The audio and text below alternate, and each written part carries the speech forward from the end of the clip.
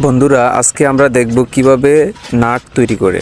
আমরা তো সচরাচর বিভিন্ন কাজের জন্য নাট দেখি, কিন্তু নাট কিভাবে তৈরি করে তা তো আমরা জানি না।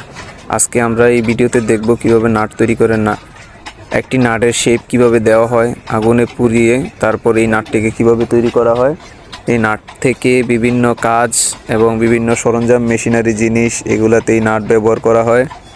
দেখুন, এই নাটের শেপ দেওয়া হয়েছে এখানে, এবং এই নাট বিভিন্ন ক্যাটাগরির হয়ে থাকে। যেমন এগুলো হচ্ছে বিভিন্ন মেশিনারিজ কাজের জন্য এই নাট ব্যবহার হয়। এটি প্রথমে একটি ঢিলের মাধ্যমে ছিদ্র করে তারপর এটিকে আগুনে পোড়ানো হয়। আগুনে পুড়িয়ে হিট করে তারপর বিভিন্ন শেপে দেওয়া হয় আর কি। এমন আরও ভিডিও পেতে চ্যানেলটি সাবস্ক্রাইব করে রাখুন। ধন্যবাদ।